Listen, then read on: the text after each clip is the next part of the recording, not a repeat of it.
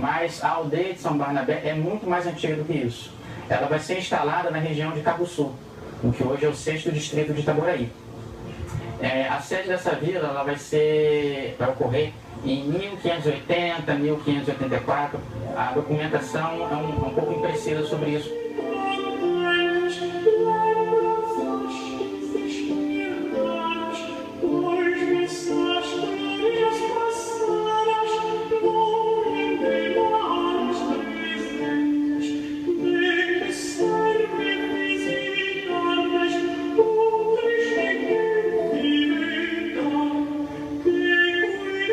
São Barnabé vai ser instalada por volta de 1580, 1584 na região de Cabo Sul, que hoje é o 6º distrito do município de Itaboraí, que faz divisão com o Maricá.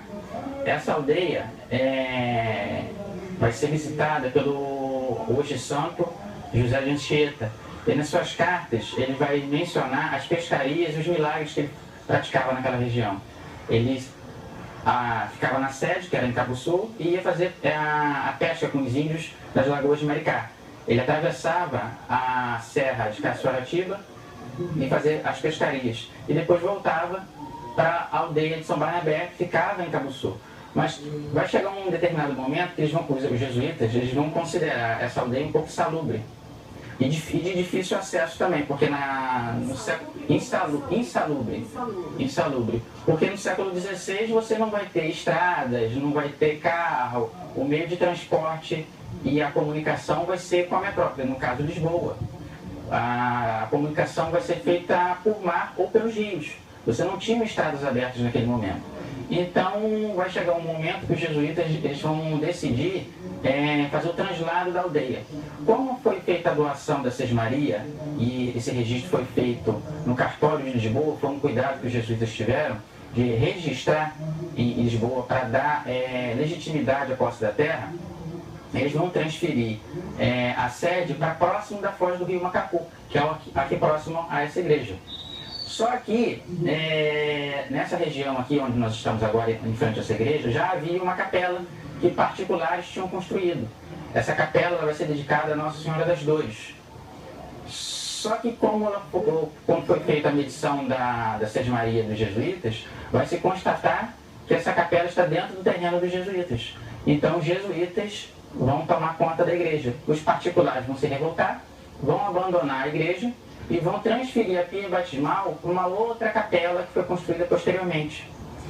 Então, a sede da aldeia de São Barnabé vai passar do Cabo Sul para essa região aqui, que é a foz do rio Macacu, que hoje se chama Itami.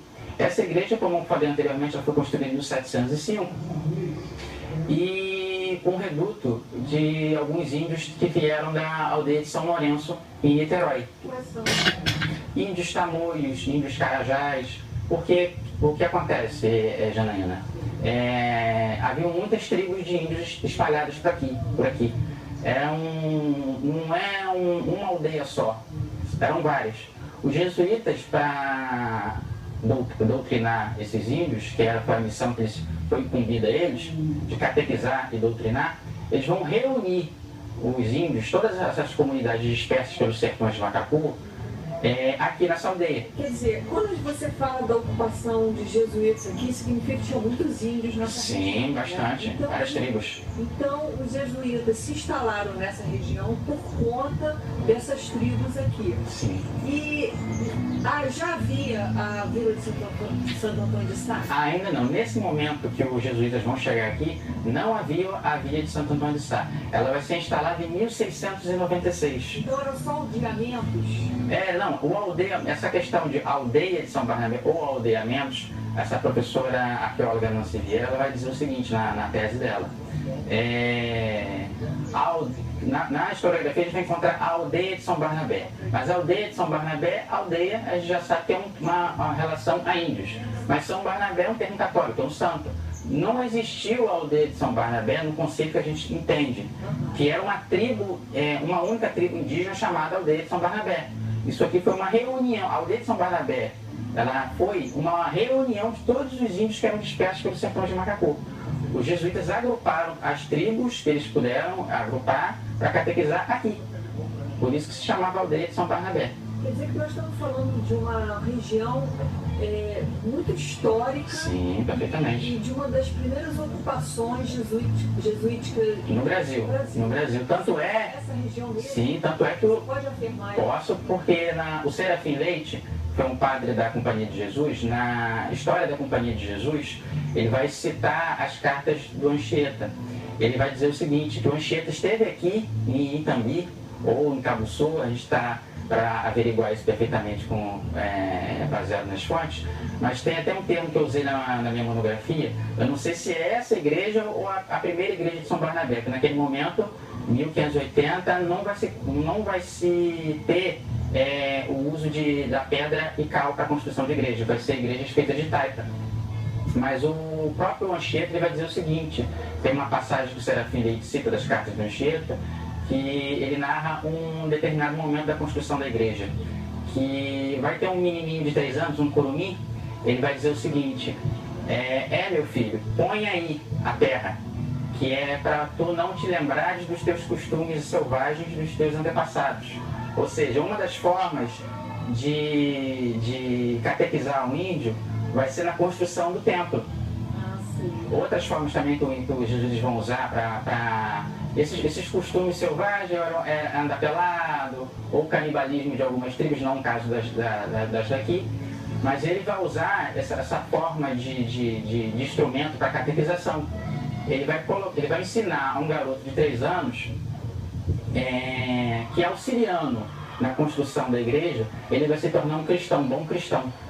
E ele vai esquecer dos costumes da tribo dele. Para os índios, um costume normal, mas para o europeu daquele século XVI é um costume selvagem, que hoje esse conceito está sendo desmistificado, né?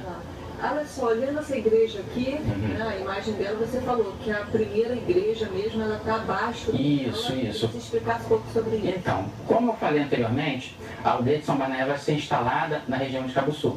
Ela vai ser transferida para cá, para essa região onde nós estamos agora, porque lá é insalubre e difícil acesso, e também aqui essa região que é mais fácil, tanto para comunicação com o Rio de Janeiro, pelos rios, e também para a reunião dos índios.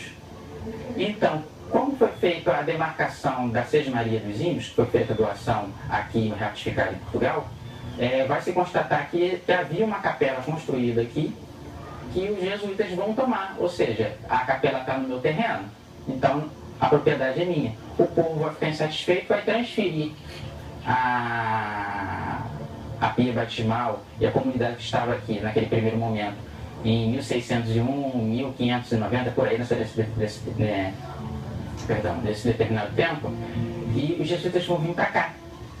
Então, embaixo dessa igreja de São Barnabé, que foi construída em 1705, esse atual templo que nós vemos agora, o Monsenhor Pizarro, nas visitas pastorais dele de 1794, ele vai dizer o seguinte, embaixo, a aldeia de São Barnabé atual, que foi construída em 1705, ela foi construída em cima de uma primeira igreja, que é a Igreja de Nossa Senhora das Dores, construída, ela vai ser, o título do oráculo, que na verdade é o requerimento feito à prelazia, na verdade se faz o requerimento à arquidiocese, mas naquele momento, no século XVI, não vai ter a arquidiocese do Rio de Janeiro ainda, vai ser a prelazia do Rio de Janeiro.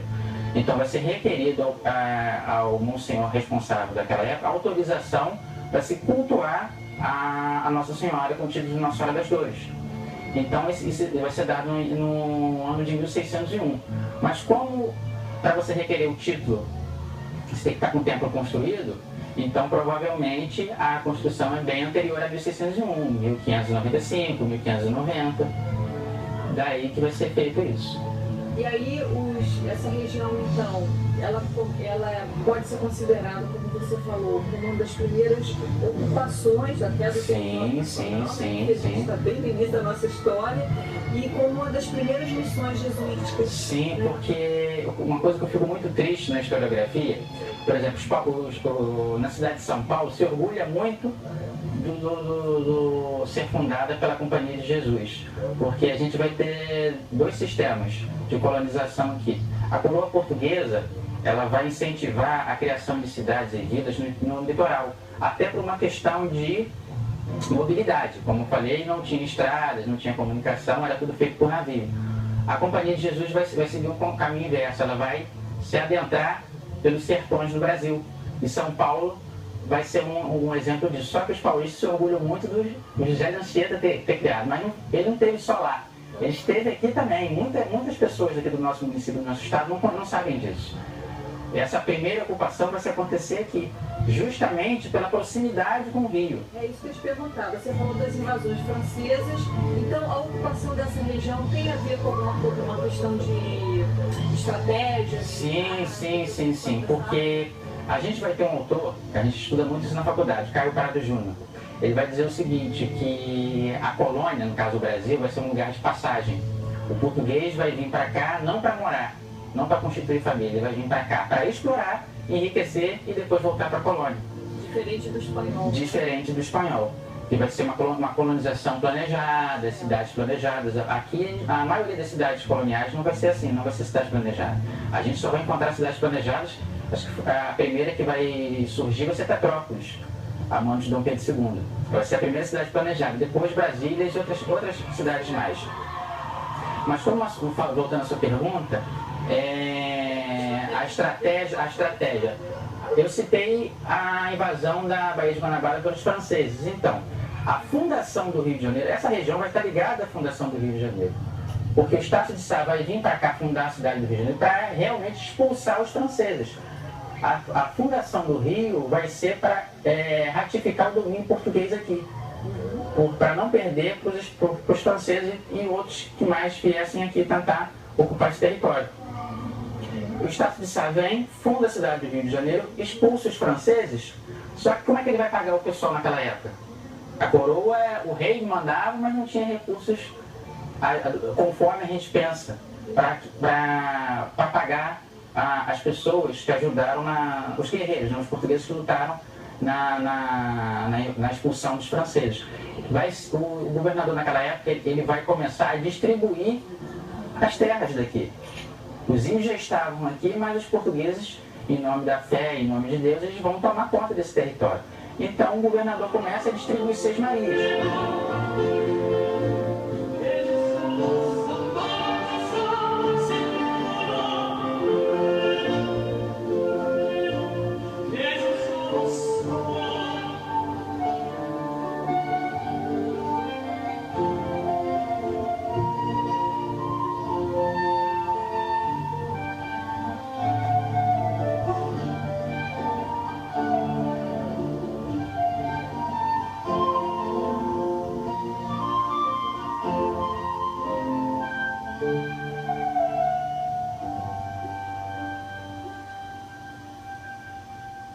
Jornalismo